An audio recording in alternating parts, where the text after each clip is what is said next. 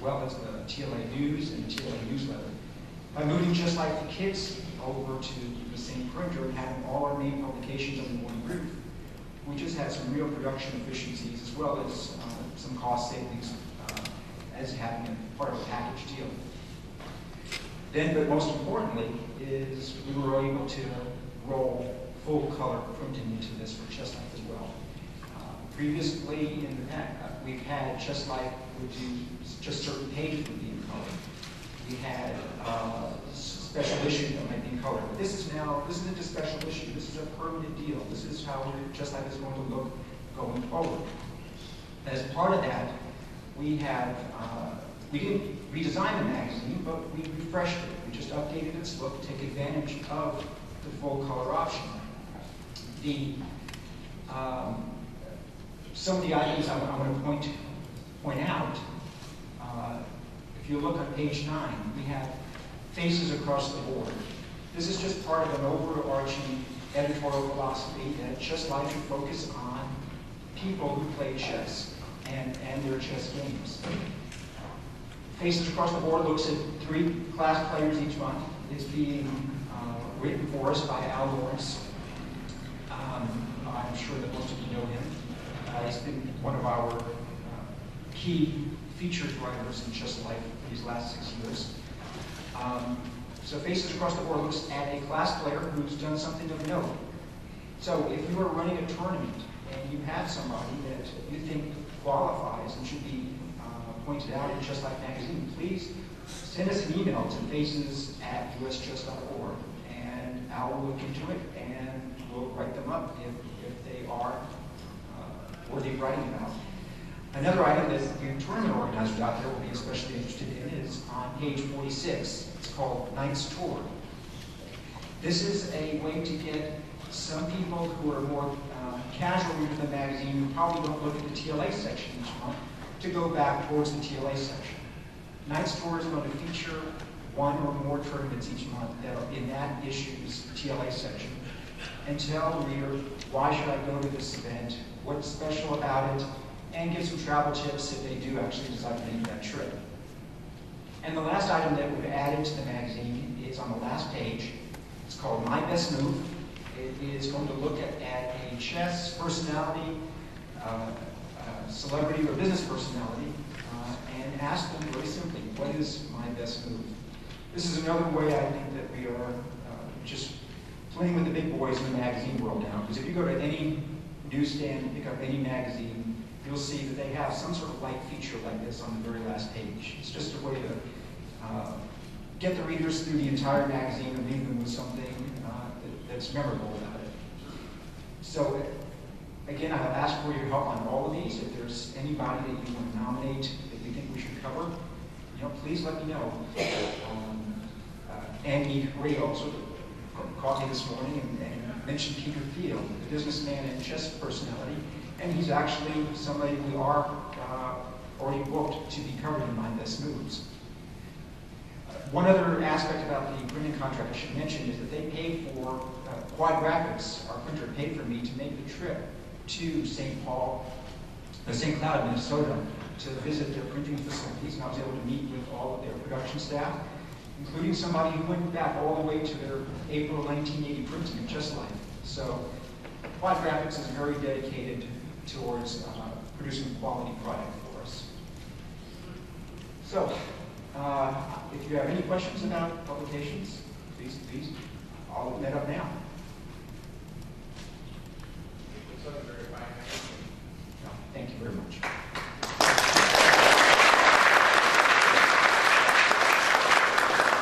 Thank you, everybody. It's the most read magazine, chess magazine in the world, isn't it? That's our story.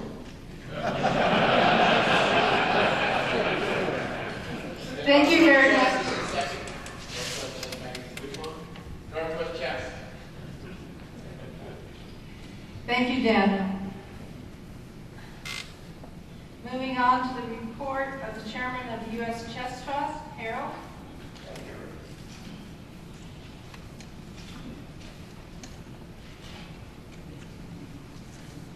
All right, this has been an active year for the trust. As you know, we're a Massachusetts 501c3 trust. and any contributions to us are fully tax deductible under federal law. We distributed 210 sets and boards throughout the country. We put $11,000 into the World Youth, and we were very pleased that our players did so well there. We've got a number of officers and trustees present. In addition to myself as chairman, Jim Eade of Northern California is president, Myron Lieberman is secretary, Tim Redmond is vice president for chess and education, Sunil Guaramantry is vice president for scholastic chess, and Barbara DeMauro, who gave out these envelopes, Say Yes to Chess, is our managing director. We're very pleased that this year 2 events the trust supports. The Denker and the Barber did very well, 48 in the Denker, 47 in the Barber, and this is only the second year of operation of the Barber, so that is an excellent showing. The Scholar Chess Player Program, again, we were able to have the assistance of Sunil Guaramantry's Scholar National Scholastic Chess Foundation. We gave out a total of $7,500 in college scholarships that the students get when they're enrolled in college, 5 scholarships of $1,500 each. 2 very special events the Trust was connected with this year.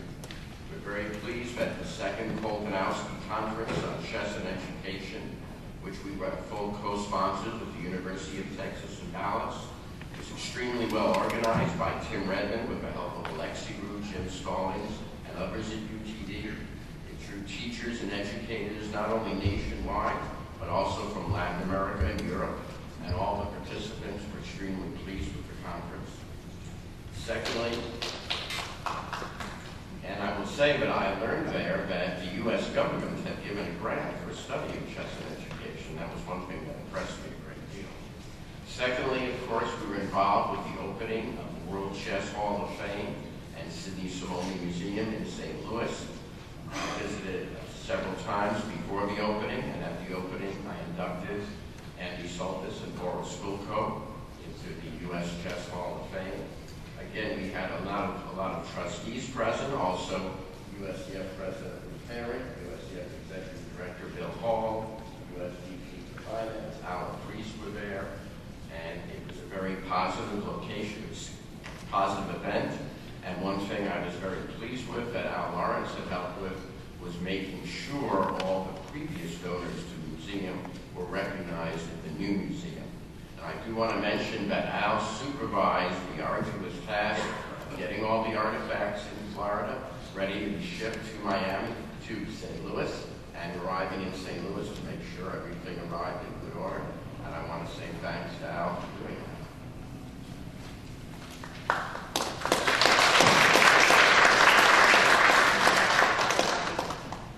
Now, I do want to mention, and I hope I've got the dates right, the museum has notified me they're installing a new exhibit on the 1st floor. And I don't know if Tony Rich is here right now, and I will check with him and make sure I've got the dates right. The museum may be closed from August 15th to 27th for that installation. It's normally open Wednesdays to Sundays. Now, the trustees voted to, as the new inductee to the Hall of Fame, be Alex Yermolinsky. I'll say more about that at the awards luncheon. And I'm in the process of working out an induction at the museum with Alex and the museum.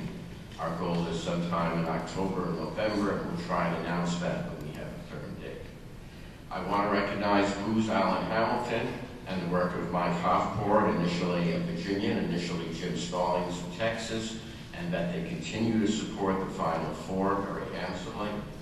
And finally, I want to mention at our meeting, although we have a tight budget here, we are going to support women's chess, and Ruth Herring is going to get back to us by November with a specific project or projects, and we'll also be helping to support the Senior Open.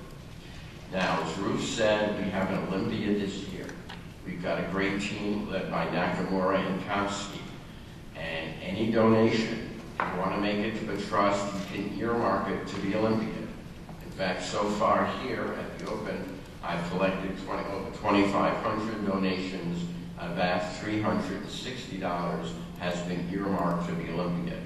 And I will be coming around to give all of you an opportunity to donate. We take cash, we take checks, we take credit card, and I can't think of a better way to get a 501c3 than to support support the U.S. Chess Trust. Thank you. That only leaves us 107,640 to go.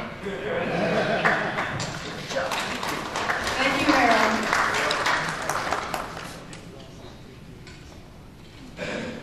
Number 7, report of the FIDE delegate and zone president. Our FIDE delegate, Michael Kartakowski, flew in Peru, and his report is in your package of materials.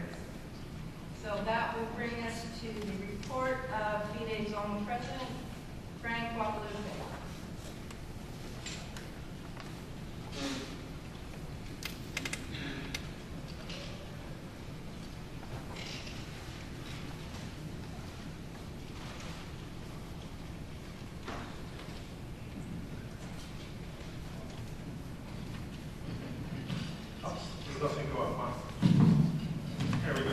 Thank you, Ruth. Good morning.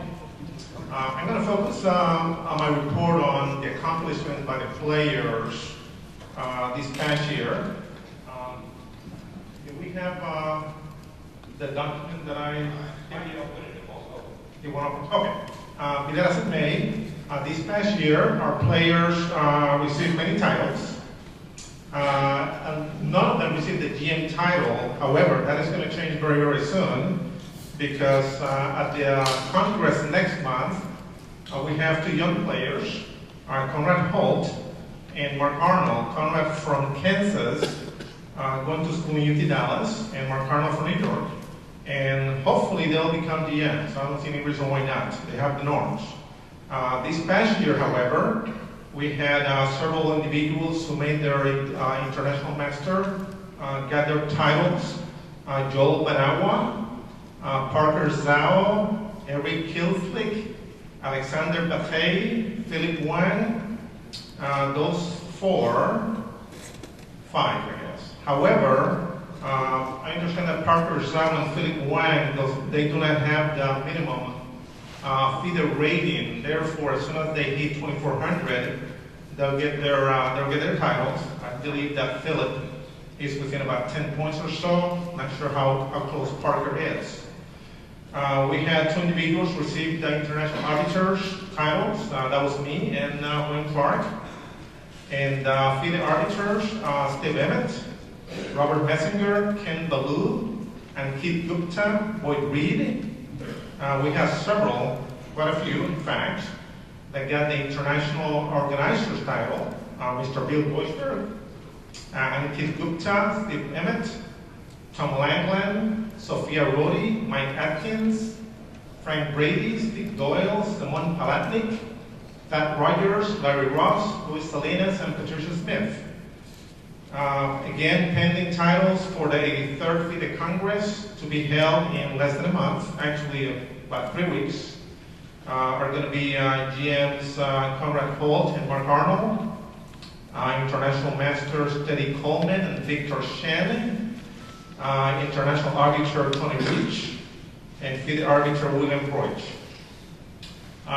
It was talked briefly about the World Youth Championship that was held in Brazil earlier this year.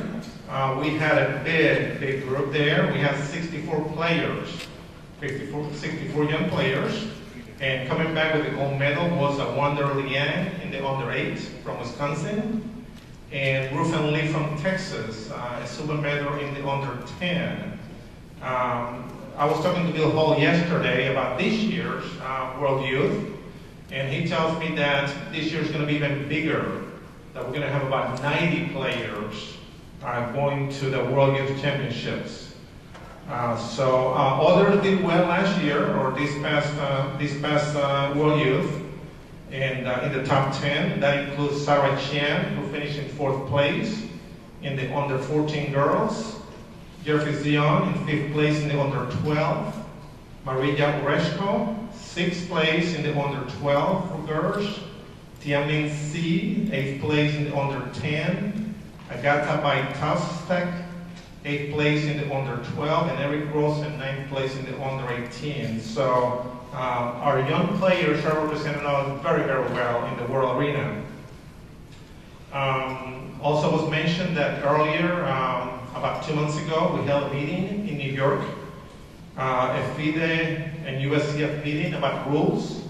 And what we're trying to do is bridge the gap, bring us closer. The fact is that come next year, July 1st to 2013, if you want to hold a FIDE-rated event, you must comply with FIDE rules. So we have to move in that direction.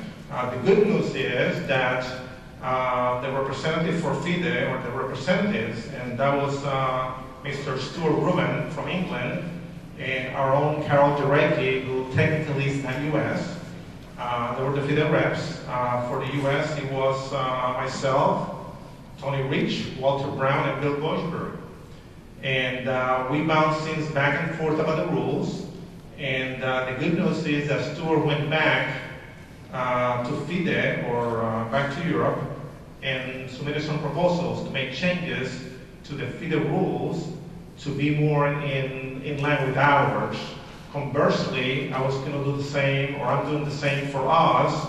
But that said, the bad news is that here we are making decisions today, voting today, and the Congress does not meet until 3 weeks from now. So it will be bad to jump the gun now and for us to pass anything pertaining to rules when we don't know yet what FIDE is going to do. So I have a good idea what they're going to do. Basically, if the commissions approve something, the Congress pretty much goes along with it. So, but there are many things, such as, for example, keeping score. When in our rules, when either player has less than 5 minutes, both players may stop keeping score.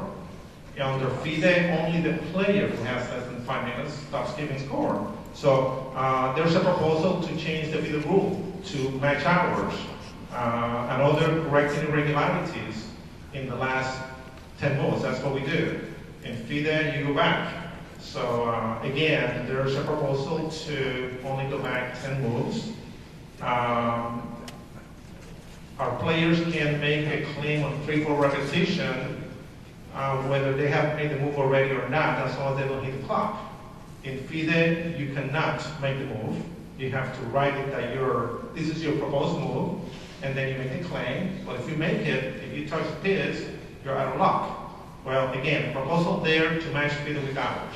So there are many others, and we're going to find out more about this when we go to Istanbul. And last year we had a big group, 7 of us, I think, 7 or 8, that went to Krakow, Turkey for the 82nd Congress. And this year I believe we're going to have just as big a group going there. And that gives us more leverage, and we can make sure that our voice is heard and that our opinions are taken very seriously.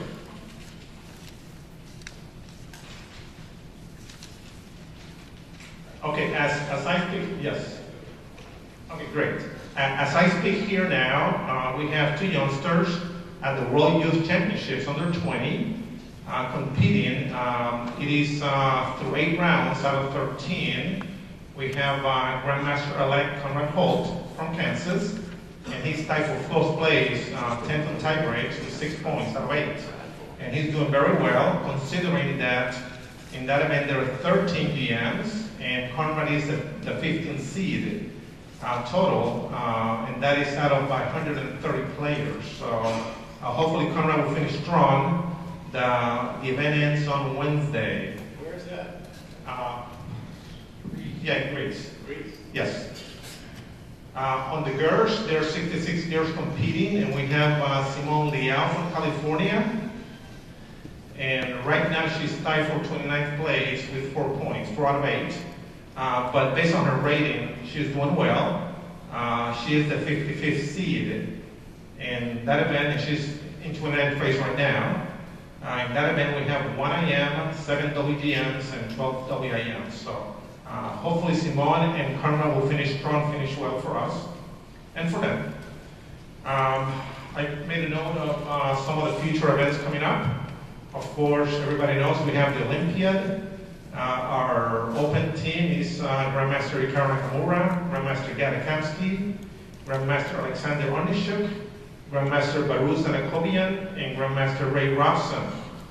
On the ladies' side, we have International Master Anna Sakamkic, International Master Irina Kirsch, Women Grandmaster Sabina Foysor, International Master Ruzudan Goletani, and Women Grandmaster Tated Abrahamian. The men's or the open team is, the captain is John Donaldson, and the coaches, Grandmaster Juris Schulman and Ben Feingold. On the ladies' side, Michael Korakowski is the captain, who couldn't be here, of course, and the coach is Melixet Kachiyan. So I understand that the team, besides the trust, they're being sponsored by the Kasparov Chess Foundation, the Chess Club and Scholastic Center St. Louis, and of course the U.S. Chess Federation. And it is worth noting that this is the first time ever that our open team, the men's team, if you will, has an average of over 2,700 FIDE ratings. So we also have some good news about that is perhaps in the future we have one player who just changed federations, applied last year, and because the rules in place, he had to wait till 1 July, and that is Timur Garid. He's in the top 100 in FIDE, top 100 in the world, that is. So hopefully Timur will be able to join our team in the future. Also, we have another player who has been in touch with us, and that is Alexei Driv, who is also trying to make the move to the U.S. and change federations. So he's also another top 100. So that'll be fantastic. Once again, we have the FIDE Congress coming up in a couple weeks, and we have a lot of us going there. After that, we have the World Youth Championships in November, and that is going to be in Slovenia. We'll have about 90 players again on that one. The Women's World Championship is in Khanty-Mansiysk, Russia in November. And about last month, I held the the U.S. Senior Open in Texas. And our representatives to the World Senior Championship in Greece this year is going to be International Master Joe Bradford from Texas. And Joe told me that he plans to go, so if he goes, I'm going to give him $500 stipend from the tournament. In addition to that, the Houston Chess Club is going to give him a $250 stipend in memory of National Master Larry Engelbretson, who won that spot last year, but passed away earlier this year.